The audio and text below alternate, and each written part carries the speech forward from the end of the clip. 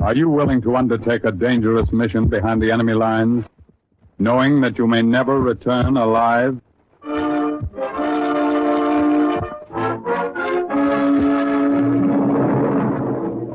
What you have just heard is the question asked during the war of agents of the OSS.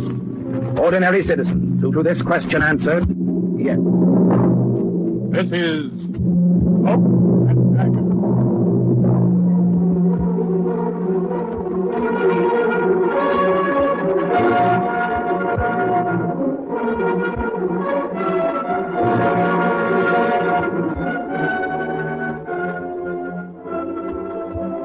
Black warfare, espionage, international intrigue.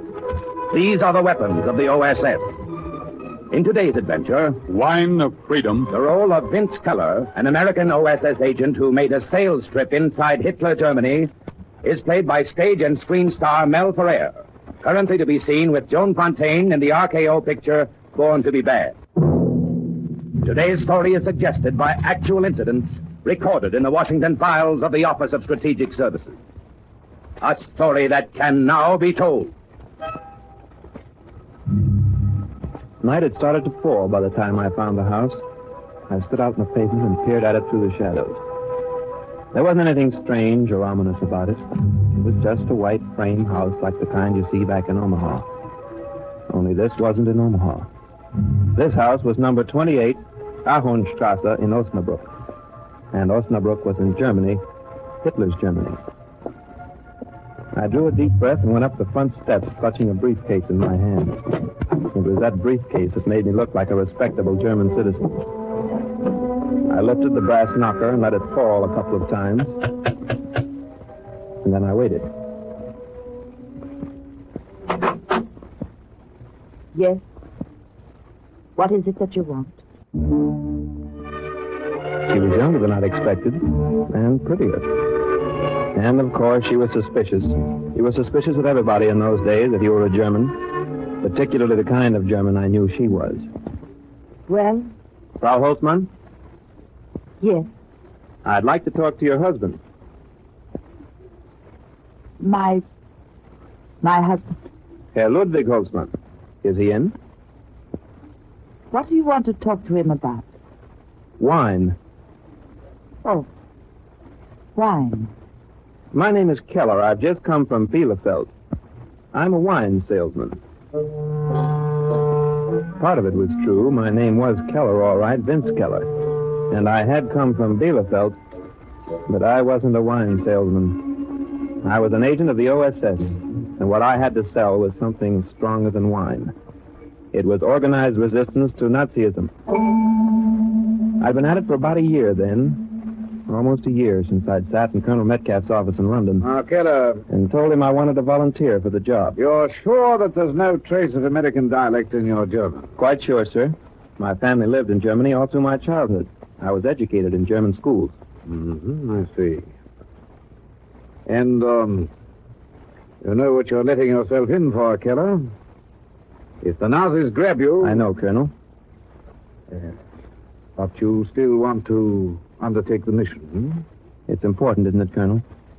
If we can stiffen the German underground's resistance to Hitler... The anti-Hitler movement in Germany right now can hardly be called an underground.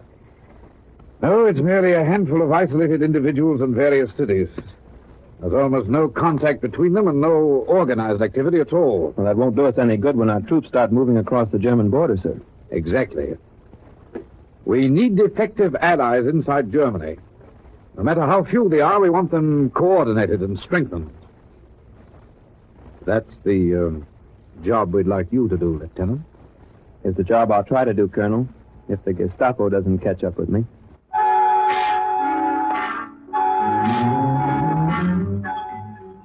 2 weeks later, I'd parachuted into a grassy field outside Dusseldorf, and the Gestapo hadn't caught up with me yet. After Dusseldorf came Essen, and after Essen, Dortmund, and then Bielefeld. And Hitler's secret police was still way behind. It was at Bielefeld that I heard about Ludwig Holtzmann.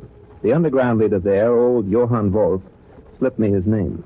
So your work here in Bielefeld is finished, Keller. Where'd you go now? Osnabrück, Johann. You'll be hearing from me, though. I want to put the men there in contact with the resistance workers here. We have been in contact occasionally. Now then, Ludwig Holtzmann has paid me a visit. Holtzmann, huh? He's the leader in Osnabrück? He was. The last I heard, it's been several weeks. His address is number 28 Ahornstrasse. Oh, good enough. I'll look him up when I get there. You'll have no trouble introducing yourself to him since you're posing as a wine merchant. Simply ask him if he has ever tried Den Freiheitswein. Den Freiheitswein. The wine of freedom, huh? He will know then that he can trust you, and you, of course, can trust him.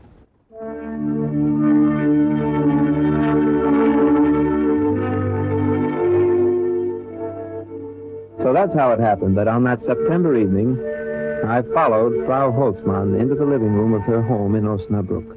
Won't you sit down, Herr Keller? My husband should be here soon.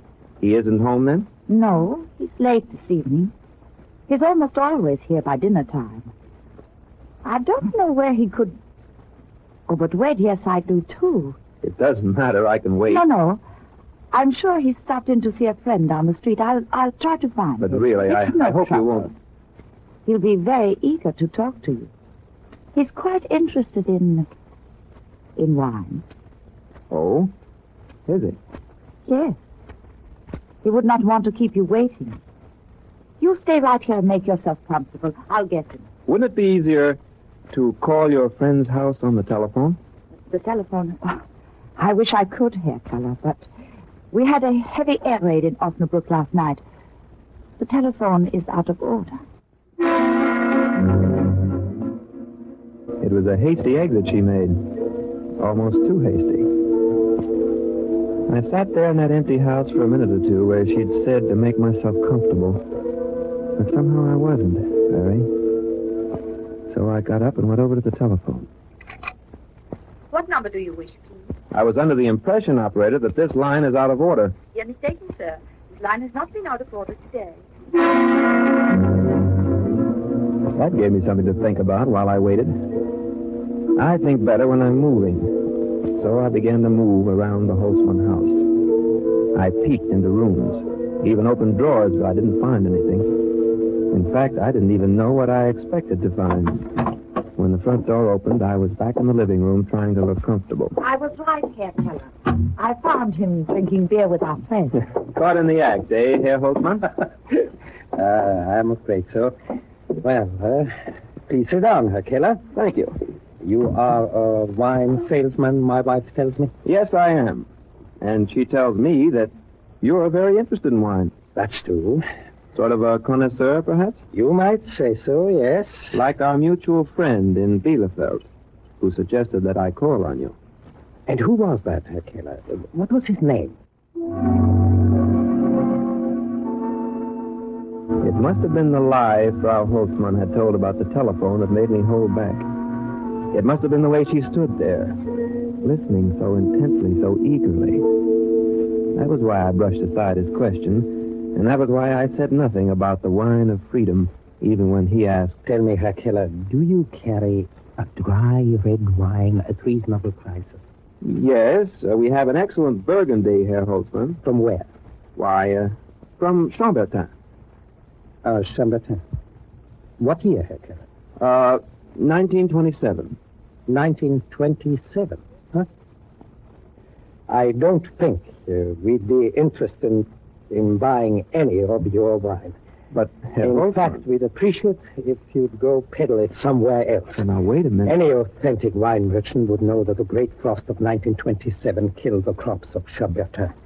You might tell the Gestapo that before they send you out again. I caught on then, and I almost laughed. He thought I was a Gestapo agent. That explained it. Maybe it even explained his wife's peculiar behavior. I'd been too busy suspecting them to consider how deeply they must have been suspecting me. Here's your hat, Herr Keller, and your case. Thanks, Holtzmann. But before I go, there's another wine you might enjoy. So? What is it? Den Freiheitswein. Have you ever tried it? Yes. I have. You like it? Oh, I like it very much. Perhaps you'd care to hear a little more about it. By all means. You should have mentioned that before. Now, sit down, Herr Keller, and tell me all about the wine of freedom. After that, we were all friends. Nobody suspected anybody anymore. I told them what I'd accomplished in Bielefeld and the other towns, what I hoped to accomplish in Osnabrück. Their eyes glowed as they heard of the growing strength of the anti-Hitler forces within Germany. Then we are not as isolated as we sometimes think, Herr Keller. You have a lot of friends, Frau Holtzmann. My job's to put you in touch with them. And how will you do that? Well, I'd like to start with a meeting of your friends here in Osnabrück. How many are there? Only a few we actually know personally, maybe 6, 7. Well, that's enough. You think you could get them all together in a safe place tomorrow night? Tomorrow night? We would have to work quickly. It could be done, though. I think so, yes. Yes, I'm sure it could, but I'd have to start working on it right away. By phone? Well, we never use the phone here unless it's urgent. In front of strangers, you even pretend it's out of order, huh? You checked up on me after I left, Herr Keller. Well, I was even beginning to wonder if you were a Gestapo agent yourself, Frau Holtzmann. Oh, you needn't wonder anymore, Herr Keller. Linda is as reliable as I am. You can trust her just as you would trust me. And then he left me alone with her while he went out to start rounding up his friends. She insisted I must be hungry, and she led me out into the kitchen and gave me the dinner she'd cooked for her husband. Poor Ludwig. I don't suppose he'll get anything to eat tonight. He should have eaten before he left. Oh, you do not know him, Herr Keller. This underground work is his life. Food means nothing to him. He goes without sleep. He never has a moment of pleasure. Nothing matters to him but fighting the Nazis. Not even I, the woman he married. I guess that's the way a man gets in the underground after a while. Yes. He gets hard and cold and callous. Like Ludwig Holtzmann. Well, never mind that. If you will excuse me, Herr Keller, I want to go upstairs and get your room ready. You'll sleep here tonight, of course. Well, don't go to a lot of trouble, please. No, it will take but a moment. You finish your dinner. I'll be right down. But the strange thing was that she never went up. At least I didn't hear her go up. I waited for her footsteps on the stairs, and when there was no sound, I left the table and pushed open the door a crack. I saw her then in the living room, with her back to me, her head bent over the telephone. I can't explain to you now. I heard her, too. No, don't ask me. Just do what I tell you. Don't come here, whatever you do. Meet me by the bandstand in the park. Be there in half hour and wait for me. I'll come as soon as I can. Frau Holtzmann could do a lot of tricks with the telephone. I wondered if she could explain away the second one as easily as she'd explained away the first. I didn't ask her, though. I let her show me up to my room a half hour later, and I told her good night. Good night, Herr Keller. If you need anything, call me. I'm in the room at the end of the hall. You're going to retire now, Frau Holtzmann? Yes, I think I will. I'm very tired. I don't believe I'll wait up for Ludwig. Well, thanks again. Not at all. Good night. Good night. I'd been tired myself, but I felt wide awake then. I went to bed, though. That is, I went through the motions of going to bed, with all the proper sound effects. I let my shoes drop loudly on the floor. Then, after I'd quietly put them on again, I opened the window and flicked the light switch. After that, I waited silently by the door. She must have taken off her own shoes to tiptoe down the stairs because I didn't hear her go. But she shouldn't have let the front door close quite so hard. I did hear that. Then I moved fast. Out of the bedroom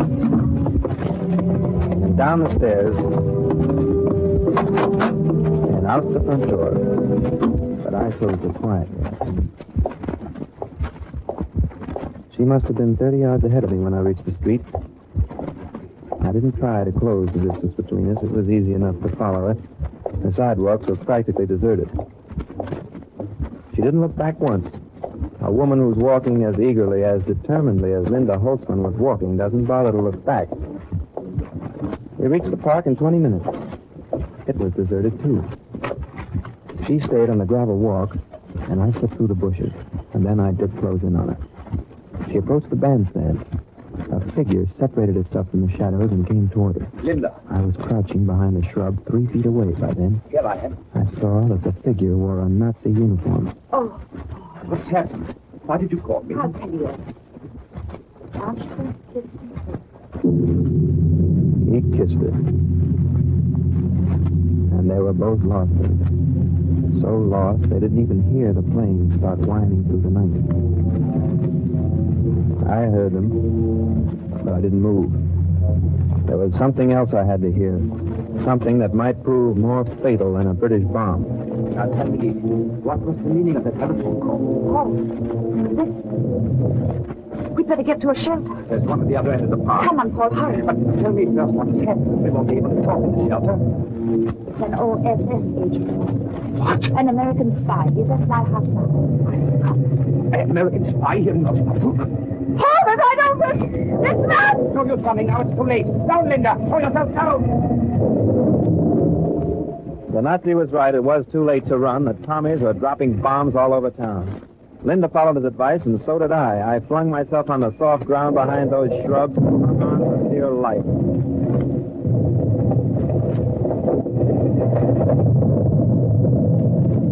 The last bomb landed in the park. When I raised my head at last, there was only a pile of rubble in the bandstand. Linda. I heard the Nazi calling her name. Linda. There was something in his voice that brought me to my feet. It was the tone of a man who calls when he doesn't expect an answer. Linda, do you hear me? God in him. He's dead.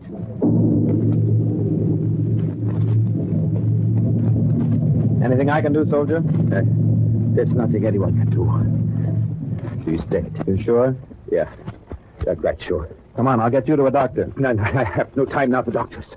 Later, maybe. But there's something I must do first. I'm not hurt. I could do it for you. I do it myself. There's information the Gestapo must have immediately. He turned away and went lunging off. You don't like to do such things. But if a man's a Nazi and if he's going to betray you to the Gestapo, I raised my gun.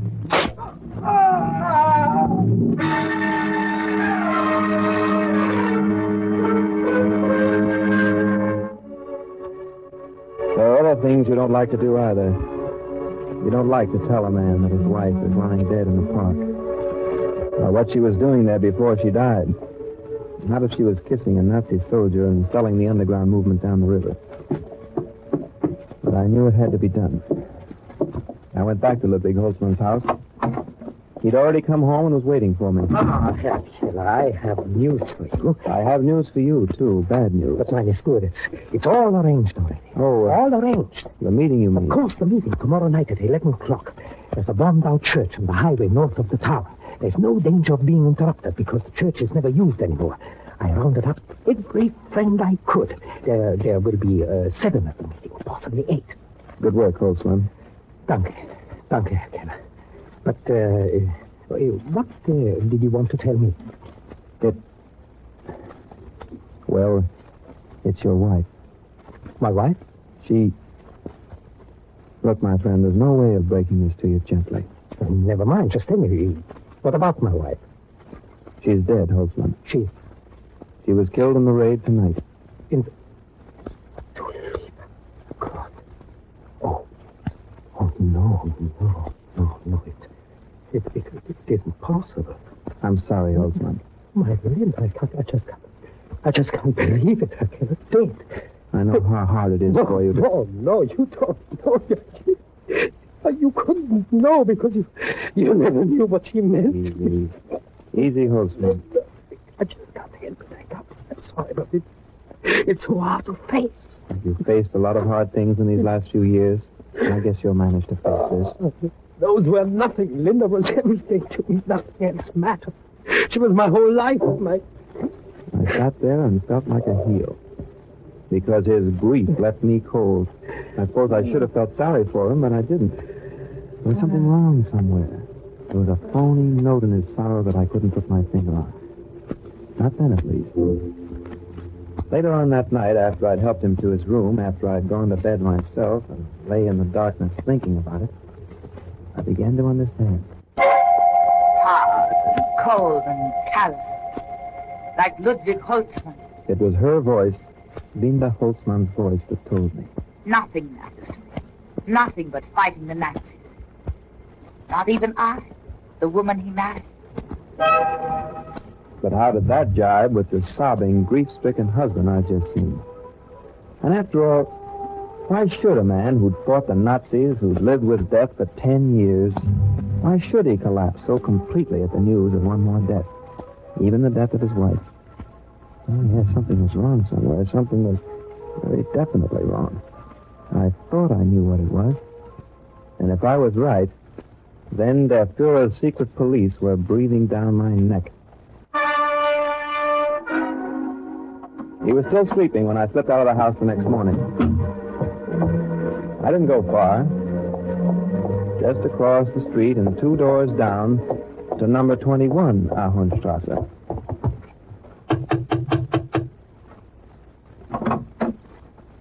Yes? What is it you want? I'm sorry to disturb you so early. I wonder if you could help me. I'm a stranger in town. I'm looking for the Holtzmann residence. Holtzmann? Across the street, 2 doors that way, number 28. Thank you very much. You're welcome. Good day. Excuse me. I think I have the right party, don't I? That is Herr Ludwig Holtzmann's house, isn't it? It was his house. Oh? Doesn't he live there anymore? Herr Ludwig Holtzmann died 3 weeks ago.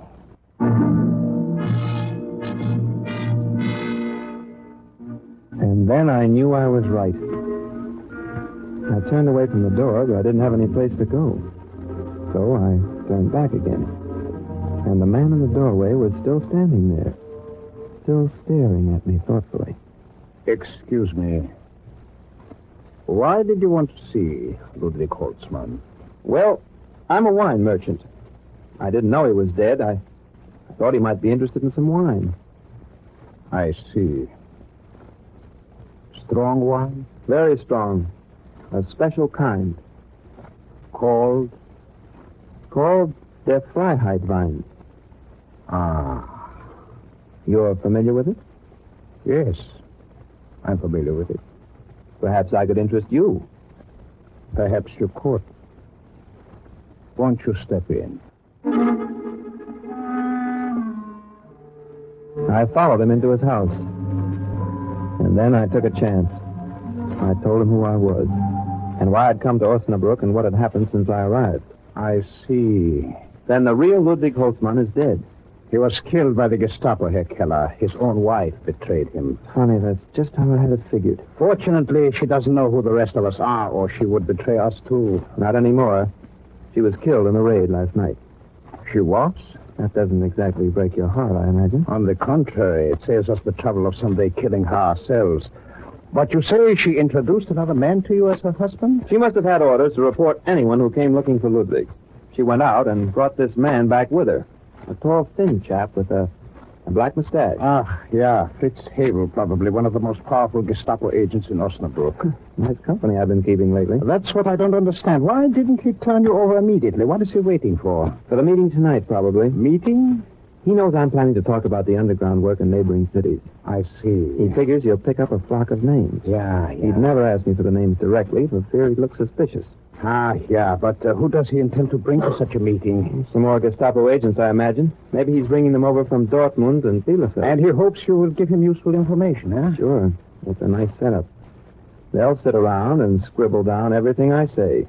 Then when they've milked me, they'll string me up. How lucky that you came to my door. Now you can escape, Herr Keller. Escape? No, I don't think so. What do you mean? 7 or 8 Gestapo agents all gathered under one roof. That's awfully inviting. But you can't go to that meeting. Why not? They don't know I know who they are. You will never get out alive. I'm not so sure. No, I was pretty cocky then. But by the time night came, I'd lost a lot of it. I'd had to put on an act for Fitzhabel all day, pretending I still thought he was Ludwig Holtzmann, pretending I trusted him and was sorry for his great loss. By 11 o'clock, when he and I slipped up the moonlit path that led to the church, my nerves were pretty thin. I'd taken a lot of risks since I'd come to Germany, but I'd never walked into a meeting of Gestapo agents before, every one of whom knew who I was. They're here already. You see, Herr Keller? I saw. Through the clouds of cigar smoke, I saw the narrow, hungry eyes that turned on me. I saw the half-hidden smiles. I sensed the laughter inside them. My friends, you know why we are meeting here tonight. You know that here at my side is a man, an American, who's had the courage to come into this land of terror to help us. In spite of Gestapo agents... He made quite a production of it. Of every day. He went on for 5 minutes building me up. Our enemy country. And all the while, I could hear that silent, mocking laughter. He has succeeded. And so now, Herr Keller will tell us of the work he has been doing in other German cities. He will give us the names of our brothers who are fighting in the same cause for which we fight. He will teach us how to fight more effectively, how to bring closer the day of final victory. I present Herr Keller, the American. Thanks, Herr Holtzmann. Brothers and friends, my plans have changed somewhat. I did intend to tell you about the resistance movement in other cities. But I find that the resistance movement here in Osnabrück is quite impressive. So I decided to show you an example of that instead. What is this? I don't understand. If you look around you, you'll get a real lesson in how we fight, how we bring closer the day of final victory. It took them a minute to catch on, but not long. Then they turned and they saw what I was pointing at. They saw the guns of the underground that were shoved through every bombed-out window. All right, man, what about it?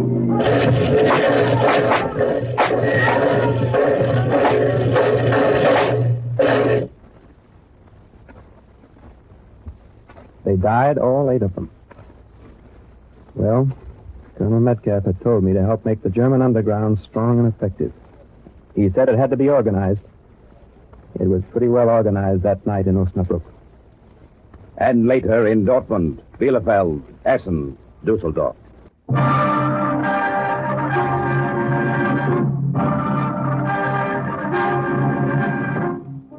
Soon, due in large part to Lieutenant Vince Keller of the OSS, the resistance was well organized throughout Nazi Germany.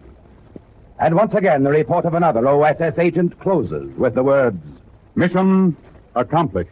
listen again next week for another true adventure from the files of the OSS on Cloak and Dagger.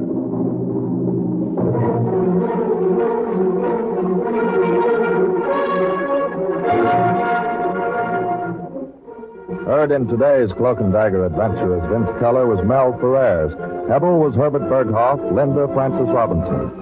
Others were Ralph Bell, Raymond Edward Johnson, Vilma Curer, Ian Martin, and Carl Weathers. Script was written by Ken Field, and music was under the direction of John Garth.